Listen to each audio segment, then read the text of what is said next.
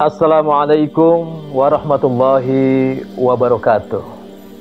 Hamdanillah, assalatu wassalamu ala rasulillah, amma ba'd. Qala subhanahu wa ta'ala fi kitabihil karim, wa huwa asdaqul qailin, a'udzu billahi minasyaitonir rajim. Alam ahad ilaikum ya bani adama alla ta'budus syaitan innahu lakum aduwwum mubin. Sadaqallah au kama qala an-nabiyyu sallallahu alaihi wasallam.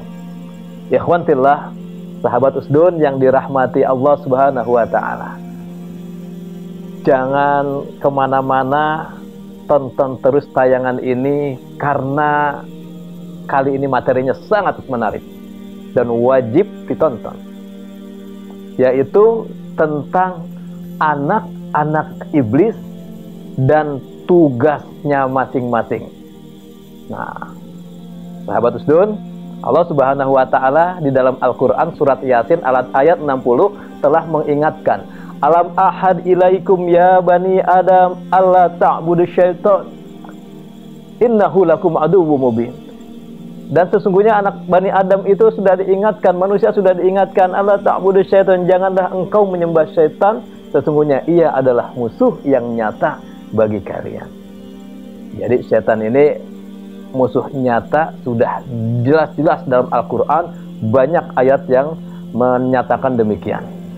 Kemudian ternyata setan, iblis laknatullah alaih ini mempunyai pasukan yang luar biasa, terstruktur, terorganisir, dan mempunyai tugas masing-masing. Ada 7 begini ya. Ada 7 anak-anak iblis yang mempunyai tugas khusus. Tugaskan oleh iblis untuk menggoda, untuk membujuk, untuk menyesatkan anak Adam dan keturunannya. Karena iblis sudah bersumpah, "Tsumma la'atiyannahum min baini aydihim wa min khalfihim wa an aymanihim wa an syama'ilihim wa la tajidu aktsarahum syakirin."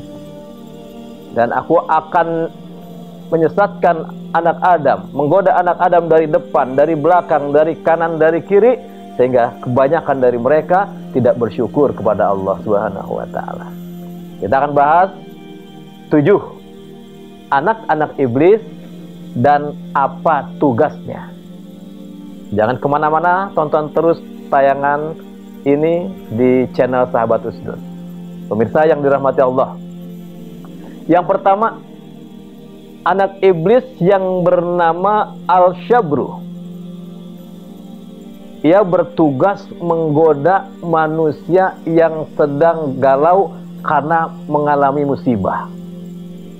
Jadi hati-hati buat kita yang tengah kondisi mengalami pandemik wabah corona saat ini, di mana orang berpikiran singkat, orang berpikiran ringkas pendek. Ada yang ngambil jalan pintas, dia mencari rezeki dengan jalan yang tidak halal, membegal, membunuh, merampok, dan lain sebagainya. Ada yang putus asa, akhirnya merasa bahwa dunia ini terlalu sempit, terlalu ribet, terlalu sulit, bunuh diri. Nah, ini tugas Al-Syabru nih. Digoda orang yang kena musibah sehingga tidak sabar. Akhirnya ada yang suuzon kepada Allah, ada yang mengambil jalan pintas, ada yang nyerah, dan lain sebagainya. Tugas anak iblis yang pertama yaitu Al-Syabru, menggoda manusia yang sedang terkena musibah. Hati-hati, kita berlindung dari godaan Al-Syabru ini dan senantiasa berta'awudz. Kita minta pertolongan oleh Allah, dilindungi dari Al-Syabru, setan yang menggoda manusia agar tidak sabar dalam menghadapi musibah ataupun ujian yang Allah berikan. Anak iblis yang kedua bernama Al-A'war. Nih, Al-A'war tugasnya ini di bidang kesusilaan. Artinya Al-A'war ini mempunyai tugas di bidang asusila, membujuk manusia untuk berbuat zina, untuk melakukan hubungan seks bebas, membujuk manusia untuk melakukan hal-hal yang tidak diridhoi oleh Allah, dimurkai oleh Allah. Nah, hati-hati kita anak cucu Adam, khususnya kaum muslimin, ketika kita berkhalwat, terutama anak-anak muda ini yang mungkin media sosial, internet dan lain sebagainya, pergaulan bebas, jaga anak-anak kita, para orang tua, dari pergaulan yang bisa menjerumuskan anak ke arah yang tidak baik. Dan ingat bahwa iblis mengutus anak yang bernama Al-A'war untuk menggoda manusia agar berbuat asusila. Yang ketiga, anak iblis bernama Al-Saud. Nah, tugas Al-Saud ini sekarang lagi marak nih. Apa tugasnya Al-Saud? Ia menyebarkan hoax, berita bohong, berita palsu, menyebarkan kebencian.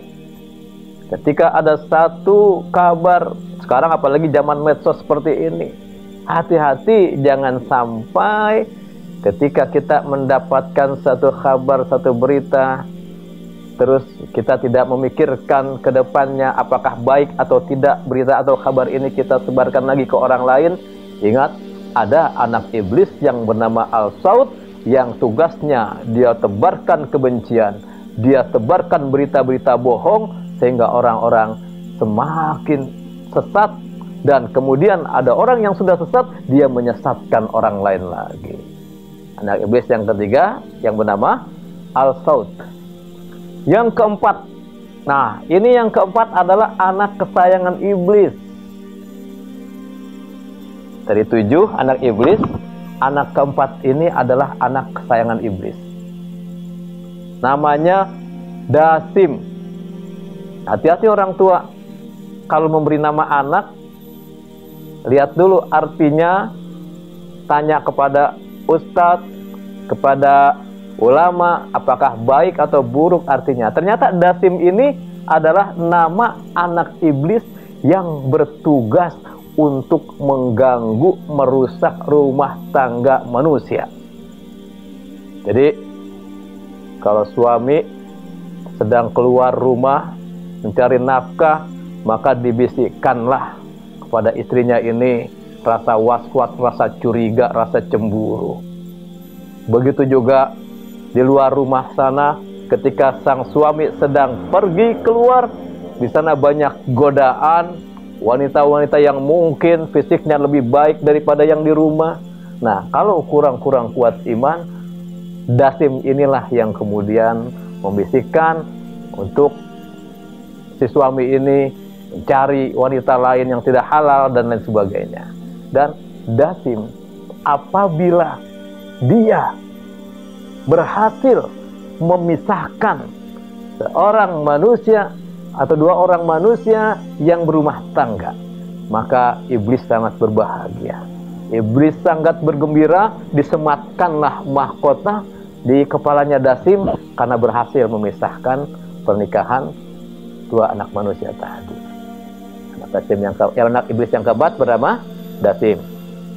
Yang kelima, anak iblis bernama Al-Zalanbur. Ini dia adanya di pasar. Tugasnya apa? Tugasnya membisikkan para pedagang agar berlaku curang, membuat kekisruhan di pasar, tidak jujur, mengurangi timbangan. Banyak ada hadis yang menyatakan tempat yang dibenci oleh para malaikat adalah pasar.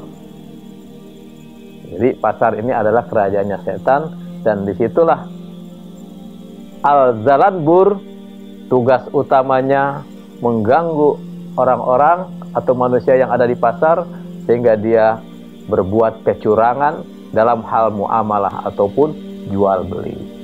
Yang keenam, anak iblis yang keenam bernama Al-Walhan. Al-Walhan ini tugasnya adalah menggoda orang-orang yang bersuci, yang wudu, toharoh. Dibisikkan, kepada orang yang sedang berwudu itu misalnya rasa was-was, apakah wudunya sudah benar, kemudian dibisikkannya agar terburu-buru ia berwudu sehingga wudunya tidak sempurna. Kenapa? Kalau wudunya tidak sempurna, maka sholatnya pun tidak sempurna.